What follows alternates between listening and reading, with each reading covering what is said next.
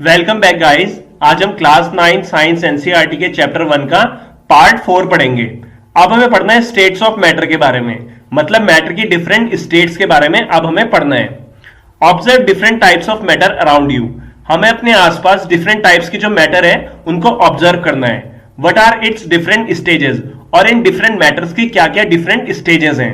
We can see that matter around us exist in 3 different state. हमने अपने आसपास जब मैटर को देखा तो हमें 3 डिफरेंट स्टेट्स में मिला। पहला है सॉलिड, दूसरा है लिक्विड और तीसरा है gas. These states of matter arises due to variation in the characteristic of the particle of matter.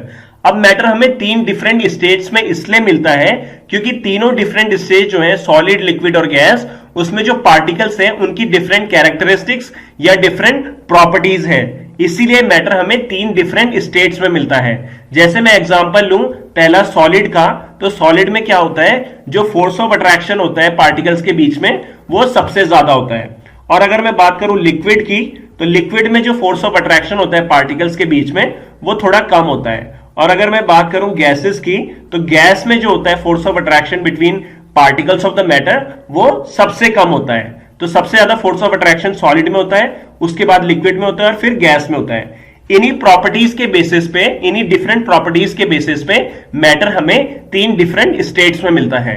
तो सबसे पहले हम पढ़ते हैं यहां से, now let us study about the properties of these 3 states of matter. अब हमें क्या पढ़ना है, इन मैटर की जो 3 स्टेट्स हैं उनकी प्रॉपर्टीज के बारे में पढ़ना है। तो सबसे पहले शुरुआत करते हैं सॉलिड स्टेट से। तो इसको समझने के लिए हमको एक्टिविटी 1.9 समझनी पड़ेगी। Collect the following articles. सबसे पहले हमें डिफरेंट टाइप के आर्टिकल्स को कलेक्ट करना है, जैसे कि पेन, बुक, निडल और एक पीस ऑफ थ्रेड को। Sketch the shape of the above articles in your notebook by moving a pencil around them.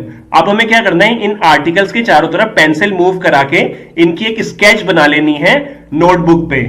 Do all these have a definite shape. क्या इन सबकी एक डेफिनेट शेप होगी, मतलब एक fix shape होगी। Do all these have distinct boundaries. क्या इनकी distinct boundaries होगी। Do all these have fix volume. क्या इन सबकी फिक्स वॉल्यूम होगी।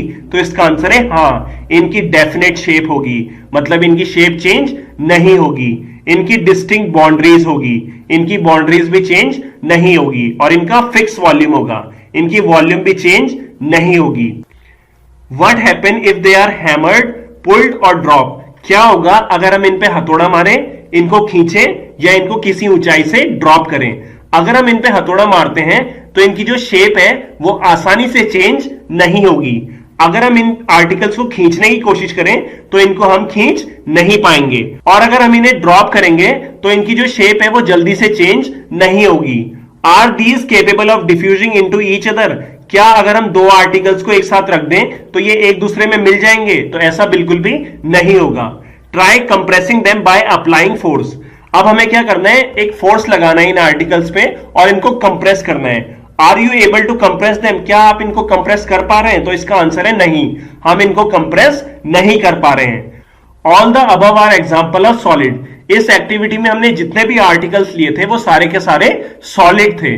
We can observe that all these have definite shape. हमने क्या देखा, जितने भी आर्टिकल्स हमने ऊपर लिए उनकी एक डेफिनेट शेप है। दूसरा, इनकी डिस्टिंक्ट बाउंड्रीज है। और तीसरा, इनका फिक्स वॉल्यूम है।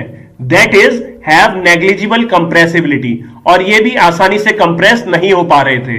तो solids have tendency to maintain their shape when subject to outside force. तो इसका मतलब क्या है, अगर हम सॉलिड पे ऊपर से कोई फोर्स लगाएं या आउटसाइड कोई फोर्स लगाएं तो इनकी जो शेप है वो जल्दी से चेंज नहीं होती है।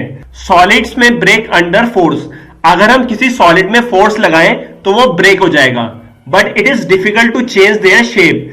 पर सॉलिड की जो शेप है उसको चेंज करना मुश्किल है, इसीलिए सॉलिड को बोला जाता है रिजिड। रिजिड जो है वो सॉलिड की एक प्रॉपर्टी है। इसका मतलब है अगर हम सॉलिड पे फोर्स लगाएंगे तो वो ब्रेक हो जाएगा, पर अगर हम उसकी शेप चेंज करना चाहें तो वो आसानी से चेंज नहीं होगी। इसलिए सॉलिड क्या होते हैं, रिजिड। Consider the following. तो पहला है, word about A rubber band.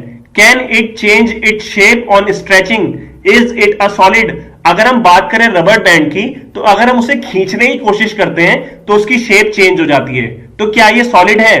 तो इसका आंसर हमें आगे दिया गया है, बी देखते हैं। What about the sugar and salt when kept in different jar they take the shape of the jar, are they solid? अगर हम शुगर और सॉल्ट की बात करें और उनको हम डिफरेंट डिफरेंट जार्स में डालें या डिफरेंट डिफरेंट ऑब्जेक्ट्स में डालें, तो जो शुगर और सॉल्ट है वो जार की शेप ले लेता है। तो क्या ये सॉलिड है? इसका आंसर भी हमें आगे दिया गया है। अब बात करते हैं सी की। What about a sponge? It is a solid yet we are able to compress it, why? अगर हम बात करें स्पंज की, तो स्पंज क्या है? सॉलिड है, पर तब भी इसे हम कंप्रेस कर पाते हैं, ऐसा क्यों? तो इसका आंसर भी हमें आगे दिया गया है। तो सबसे पहले देखते हैं रबर बैंड का answer. All the above are solid. अभी तक हमने जो रबर बैंड लिया या शुगर और सॉल्ट लिया या स्पंज लिया, ये सारे के सारे क्या है? सॉलिड हैं। तो पहला जो आंसर है ए का वो है अ rubber band change shape under force. अगर हम फोर्स लगाएं तो रबर बैंड अपनी शेप को चेंज कर लेता है। And regain the shape when the force is removed. अगर हम रबर बैंड को खींचेंगे तो उसकी शेप चेंज होगी, पर जैसे ही हम फोर्स को हटाएंगे वो दोबारा अपनी शेप में आ जाएगा। तो इसका मतलब क्या है? जो रबर बैंड है वो सॉलिड है। If the excess force is applied, पर अगर हम ज्यादा फोर्स लगाएं तो वो ब्रेक हो जाएगा।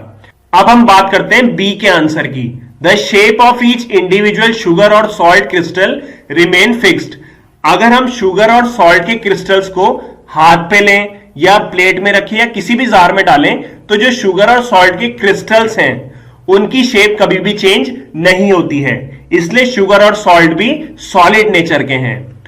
अब हम बात करते हैं सी के आंसर की। Sponge have minute holes. जो स्पंज होते हैं उसमें छोटे छोटे छेद होते हैं। इन विच एयर इज ट्रैप्ड, और इन छोटे छोटे छेदों में एयर प्रेजेंट रहती है। When we compress it, जैसे ही हम स्पंज को कंप्रेस करते हैं तो इन छेदों से एयर बाहर आ जाती है, मतलब एक्सपेल्ड आउट हो जाती है। And we are able to compress it, और हम उसको कंप्रेस कर पाते हैं। लेकिन जैसे ही हम फोर्स हटाते हैं वैसे ही स्पंज अपनी ओरिजिनल शेप में आ जाता है। इसलिए स्पंज भी क्या है? सॉलिड नेचर का है।